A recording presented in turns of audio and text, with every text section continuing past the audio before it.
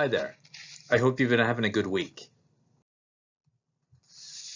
Before we return to examining Wright for an initial portrait of Jesus Christ and his inauguration of what Wright calls new creation, let's review. As you can see, our module thesis is as follows. Wright seeks to address significant confusion concerning Jesus' resurrection and ascension.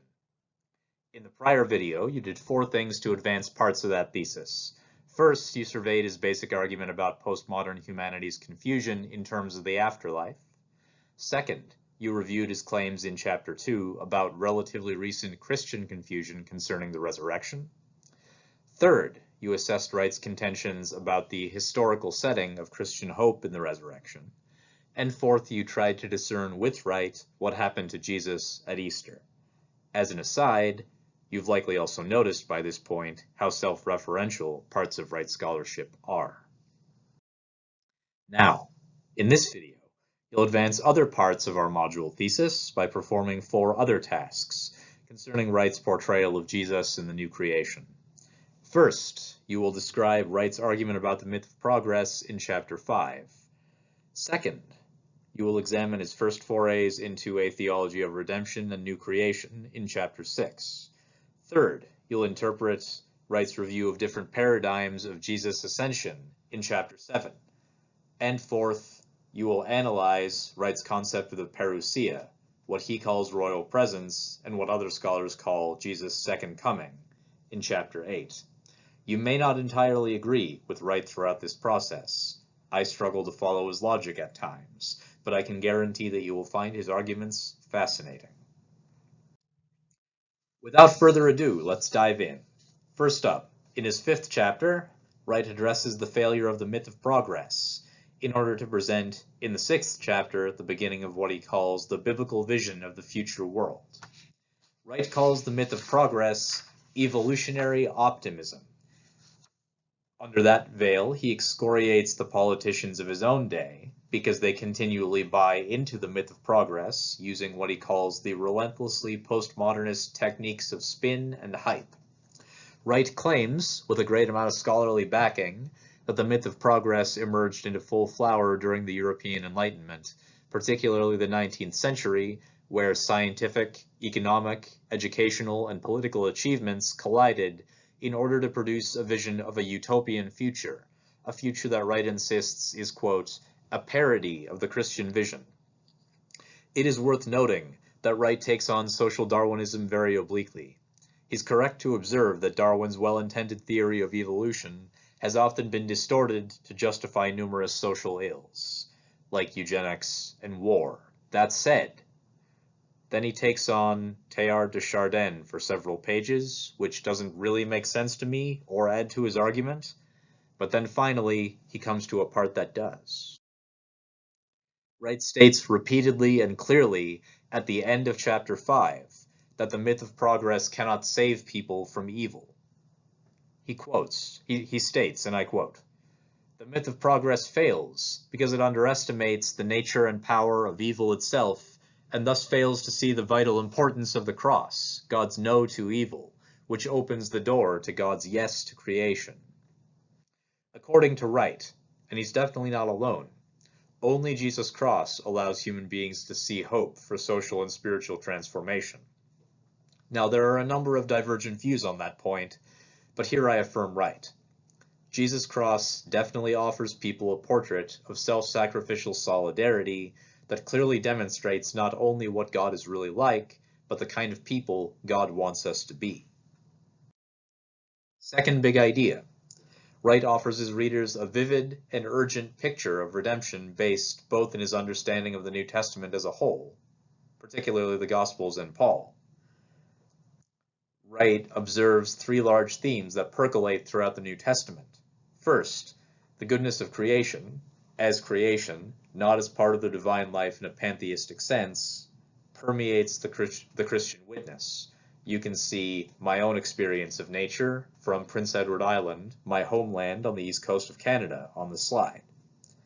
Plus, since creation is very good, Wright observes that the nature of evil is rebellious idolatry, rather than the fact of creation itself. So evil is rebellious idolatry. Keep that in mind, because. Third, Wright sketches what he calls the plan of redemption. Redemption from sin, of course, because human rebellion, as idolatry, necessitates that rescue.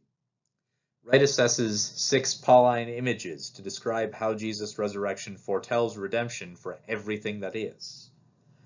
He uses 1 Corinthians 15 to talk about Jesus as both the first fruits of creation and the one who will silence death, the final enemy. Then he dips briefly into Philippians 3 to observe that believers are citizens of heaven, in the same way that colonists of the Roman Empire were Romans no matter where else they were.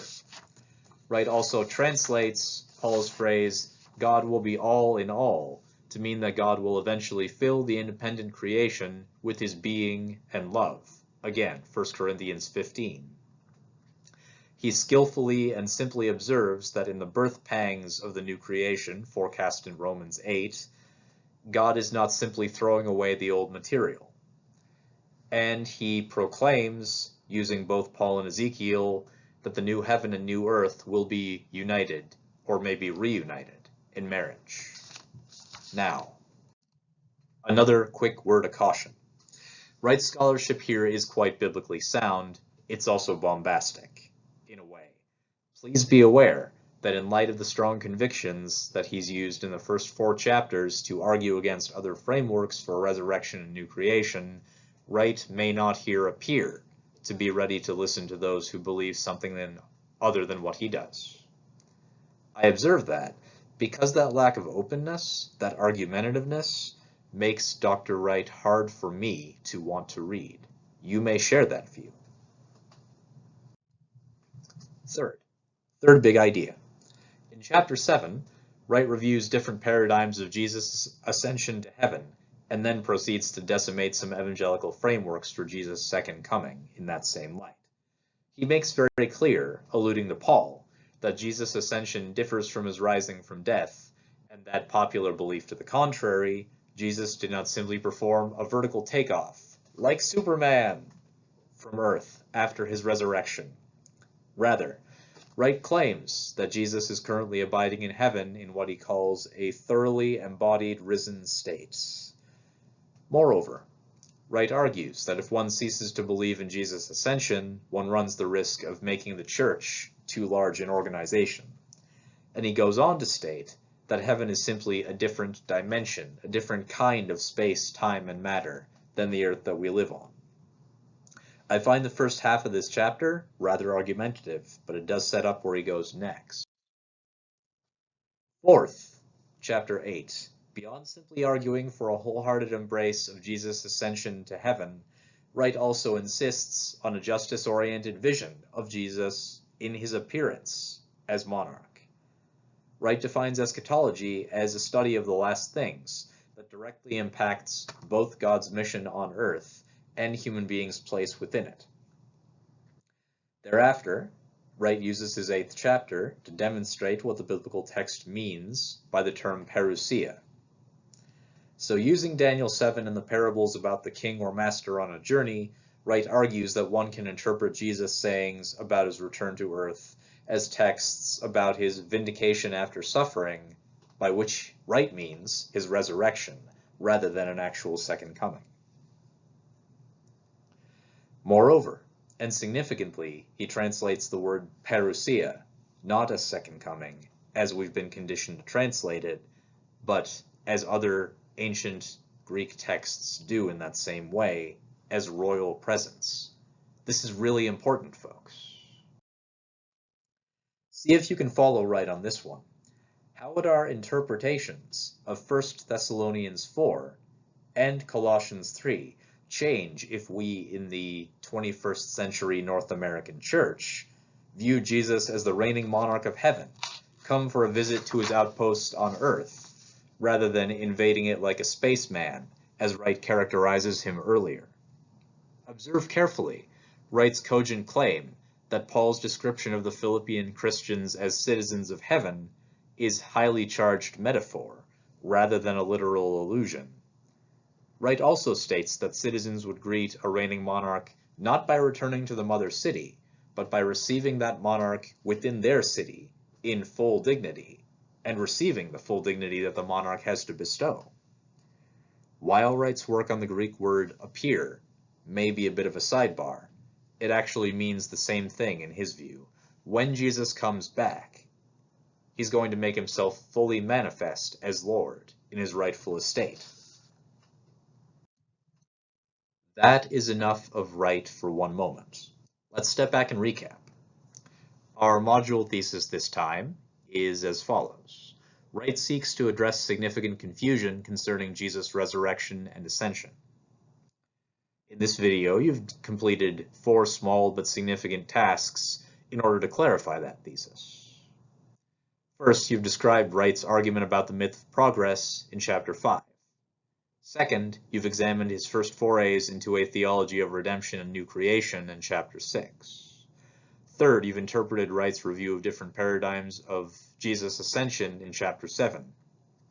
Fourth, you've analyzed Wright's concept of the parousia, which he calls royal presence and others call second coming, in Chapter 8. All of this should lead us to your next single assignment, which you can see on the slide. In light of the first half, give or take, of Wright's long, dense book, please write me a 500-word discussion post and 100-word reply to a classmate concerning Wright's paradigm of the last days. As far as you are able, please use the first 8 chapters to tell me what Wright says, and then apply what he says to your own experience. How do you see resurrection? Where would you challenge Wright's view? How do Tinker and Frisk either back Wright up or nuance his understanding? That's enough for now. When you're ready, please go on to Module 11. Thank you.